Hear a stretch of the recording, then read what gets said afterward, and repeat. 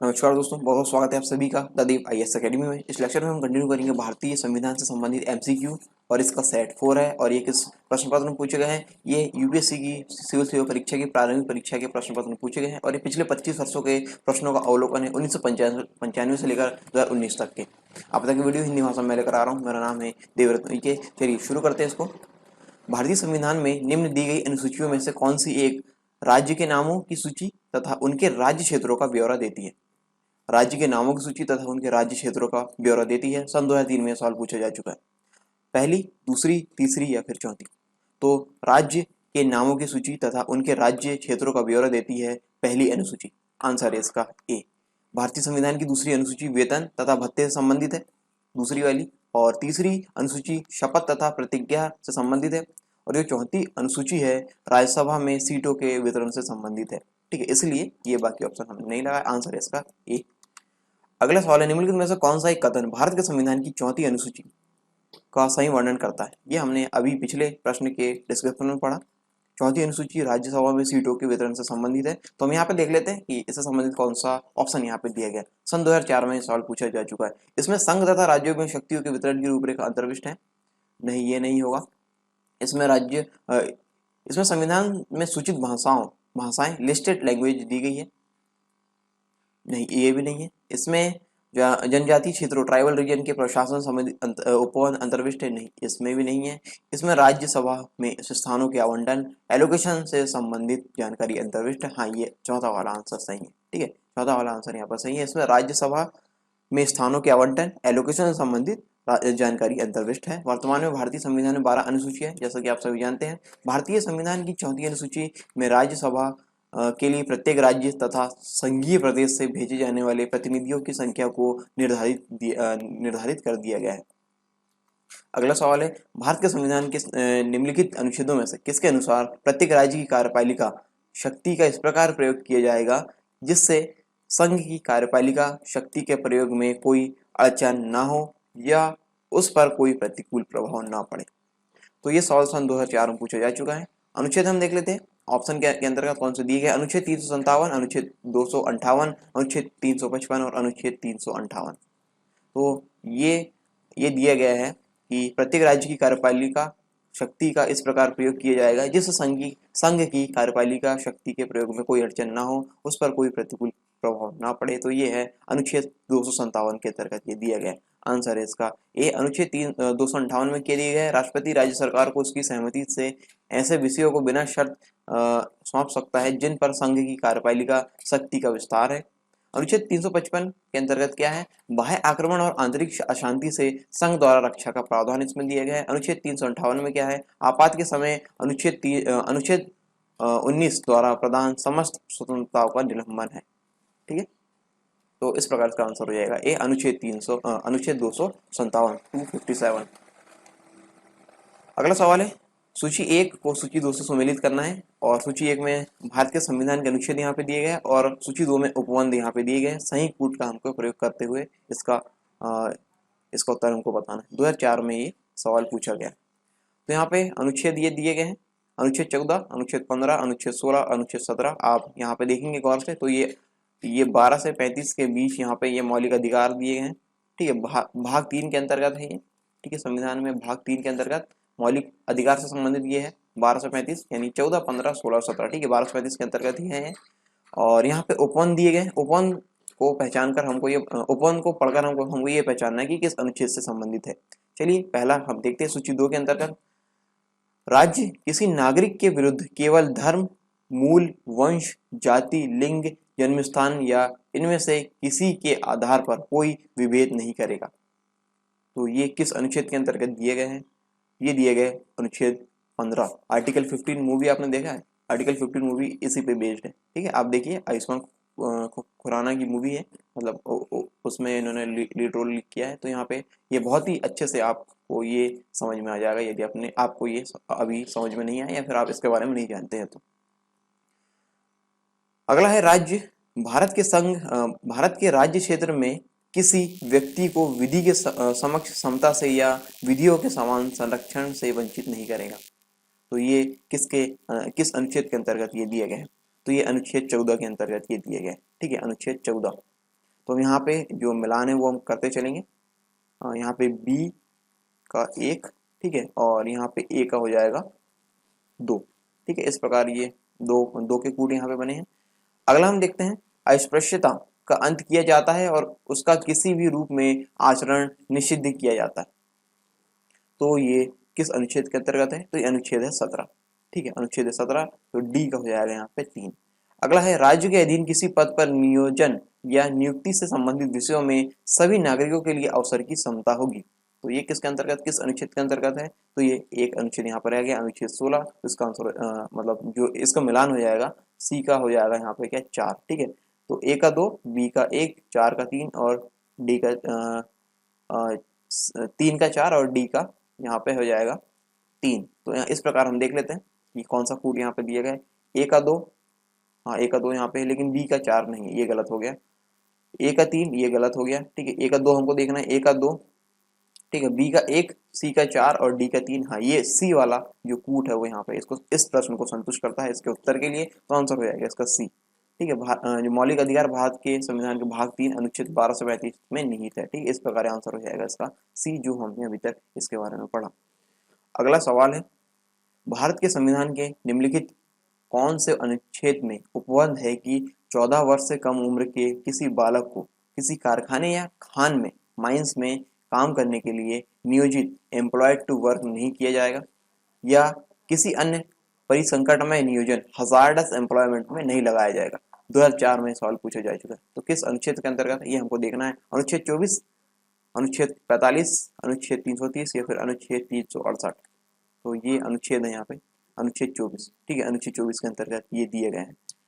अनुच्छेद 24 मौलिक अधिकार है जो संविधान के भाग 3 में निहित है, ठीक है। आंसर है इसका ए। अगला सवाल है, निम्नलिखित कथनों पर विचार कीजिए। सन 2005 में सवाल पूछा जा चुका है और उपरोक्त कथनों में से कौन से सही है ये हमको बताना है। 2005 में ये सवाल पूछा जा चुका है, जैसा कि हम देखा है। और चलिए हम यहाँ पे कथन देख लेते हैं, कथन 1 और कथन 2। भारत के संविधान के भाग 11 में पंचायतों से संबंधित उपबंध है और उसे संविधान 73वां संशोधन अधिनियम 1992 द्वारा अंतर स्थापित किया गया। क्या ये सही है? हाँ, ये बिल्कुल सही है, ठीक है। ये कथन यहाँ पे सही है। दूसरा हम चेक करते हैं, भारत के संविधान के भाग 11A में नगरपालिकाओं से संबद्ध उपबंध है तथा अनुच्छेद 243Q के अनुसार प्रत्येक राज्य के लिए 2 प्रकार की नगरपालिकाएं हो सकती है, नगर पालिका परिषद और नगर निगम। क्या ये 2 प्रकार की हो सकती है?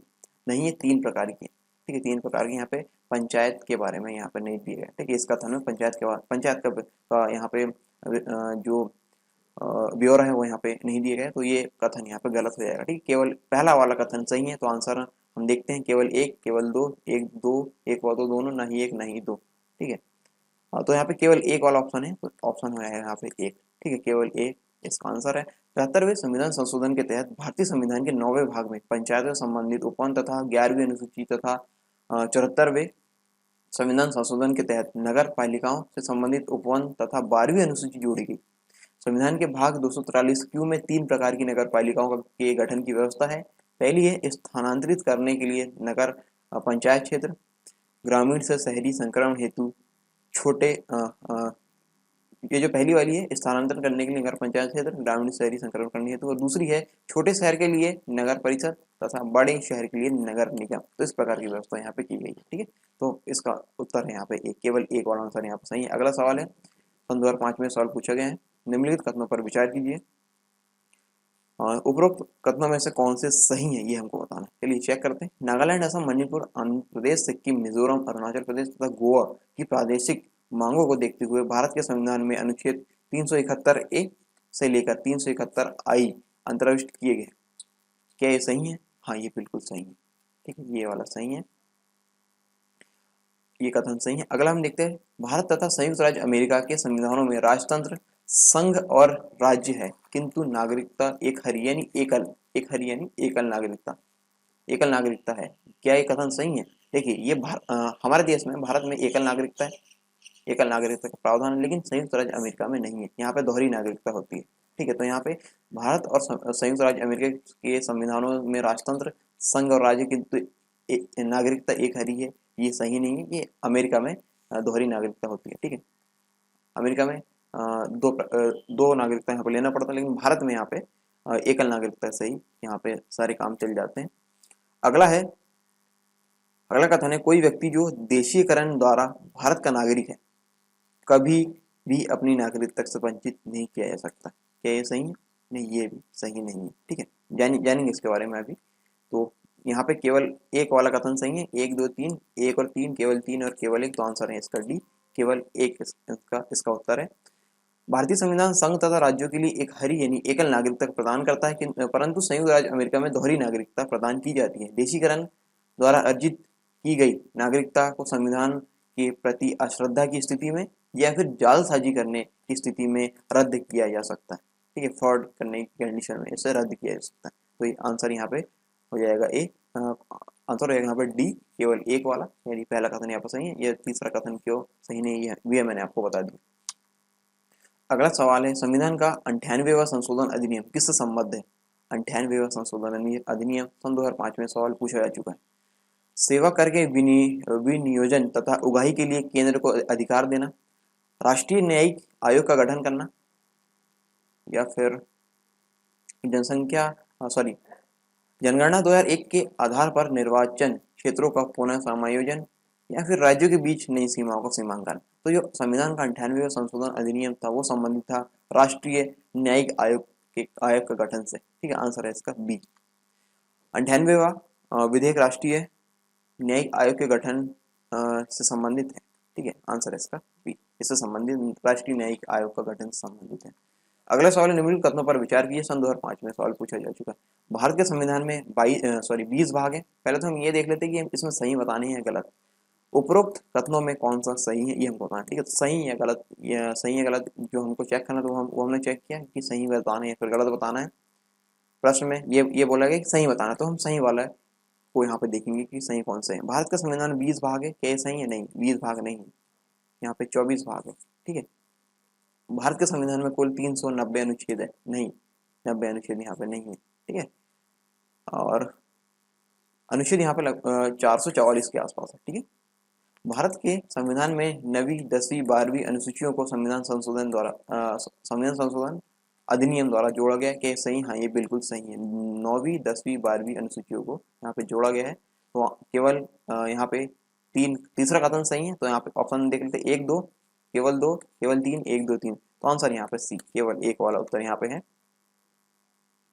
वर्तमान में भारत के संविधान में 24 भाग है, 12 अनुसूचियां तथा 444 से अधिक अनुच्छेद है, जबकि मूल संविधान में 22 भाग थे, 8 अनुसूचियां थी और 395 अनुच्छेद। ये सवाल पूछा जाता है अक्सर। ठीक है, कि जब जो मूल संविधान है उसमें कितने कितने भाग थे या कितनी अनुसूचियां थी या कितने अनुच्छेद थे? भाग 22 थे, 8 अनुसूचियां थी और 395 अनुच्छेद थे। ठीक है, 9वीं अनुसूची प्रथम संविधान संशोधन 1951 में जोड़ी गई। 10वीं अनुसूची 52वें संशोधन 1958 में तथा 11वीं अनुसूची 73वें संशोधन 1992 में जोड़ी गई।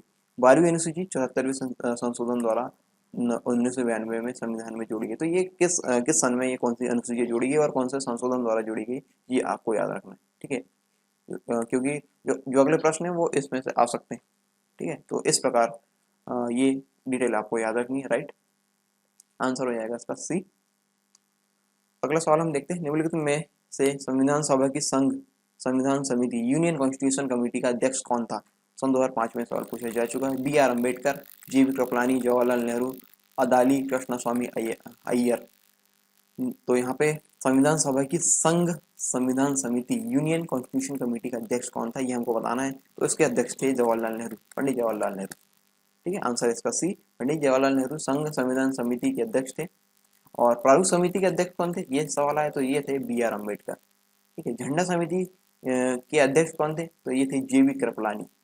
और मौलिक अधिकार व अल्पसंख्यक समिति के अध्यक्ष कौन थे? अध्यक्ष थे यहाँ पे सरदार वल्लभ भाई पटेल। ठीक है, तो इस प्रकार ये आपसे अध्यक्ष अध्यक्ष के बारे में दिया है, तो आप इस प्रकार से याद रख सकते हैं। आंसर सॉरी, आंसर हो जाएगा इसका सी, इस प्रश्न का। जवाहरलाल नेहरू संविधान सभा की संविधान समिति के अध्यक्ष थे। ठीक है, thanks for watching the day IAS Academy।